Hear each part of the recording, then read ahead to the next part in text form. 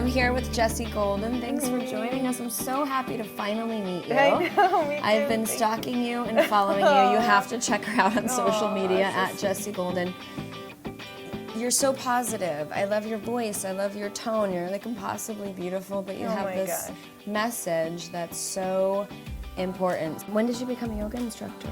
In 2008, I finally got certified, but I've been practicing since I was 18, so 20 plus years. Wow. Yeah. Amazing. Yeah. How does your body feel now with the rheumatoid arthritis? Did you learn how to just manage the pain? Yeah, I mean, and I talk about this in my book. I think for me, what was so important for me to understand was that it's a never-ending journey. And each day is a different story. Yeah, Has good days and bad days. But I just tend to always, look at the positive. Yeah, so I want to talk a little bit about managing the symptoms, not only of autoimmune, but of life, because things happen and things come up sometimes for unexplainable reasons, right? And how do we deal with that? How do you deal with that as a woman? Because we're faced with so much. I know I have flare-ups sometimes and they just come and it's debilitating, and then I have to take a pause and listen to my body and just shut it down, which I'm not very good at doing. That's and why I'm they sure come you're up. not either. Exactly. Oh, those signs. Yeah. So how do you manage all that? Yeah, I've just chosen to look at it as a lesson. I could tell that there's a lot of similarities between us, but I don't listen to those things unless I'm laid out. Yeah, no, I know. Yeah. So it's the siren song to slow down, shut it down. Yeah. But we're like, yeah, but I have that, and the family and the kids. Yes. And and then you just kind of have to, right? I'm trying to become a better student, though. I feel like the lessons are never going to end, and I'm just trying to become a better student. So the things that make me really uncomfortable, which is asking for help, delegating chores, taking a rest, these are my challenges. You take it all on yourself. Yeah, I'm trying to for me it's a huge deal to rest. It's a huge deal. I feel very accomplished.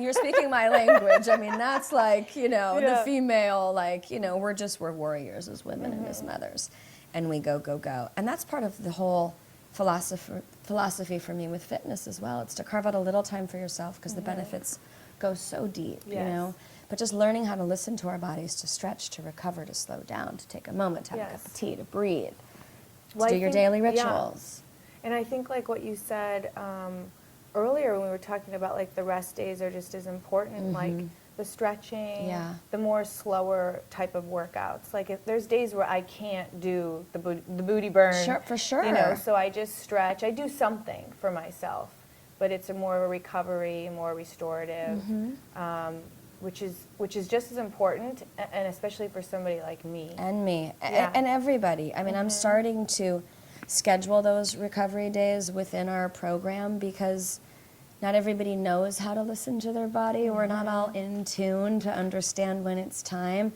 But the stretch and recovery parts of health and wellness are so important. So I'm really happy that we're going to get to do that and just learn how to slow it down and get other benefits, right? Yeah. I remember one of the first times I went to yoga and they said, if you get tired, go to child's pose. And I was like, it was mind-boggling to me because my whole life I've been taught, if you're tired, do 1,000 more. Oh my gosh. It was so wait, I'm supposed to actually listen to my body if I get tired? It's so interesting to grow up with a preconceived notion of how we're supposed to walk through this life, and then to become a woman and to realize that there are other possibilities and other ways. It's amazing to hear the structure and the discipline. And I have the utmost respect for dance training and for ballerinas. It's such a hard life and profession, but to have come full circle for you and now to be in this peaceful place where you're just compassionate with your body and honoring your body. Yes. Hallelujah. Such to a you. better place to be. Yeah. Such a gentler way to be. Love it. Yes. Love it. We need to share that with women in all ways, you know what I mean? It's like a down day, a little day to just nurture the soul, right? So important. Yeah. Yes. Us mommies don't do that enough. No, we don't. We're like, go, go, go.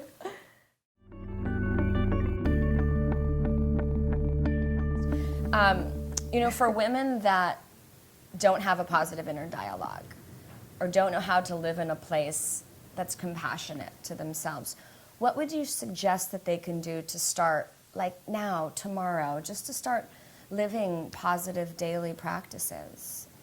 Well, giving yourself that time, and I talk about this in my book, but literally setting an appointment with yourself.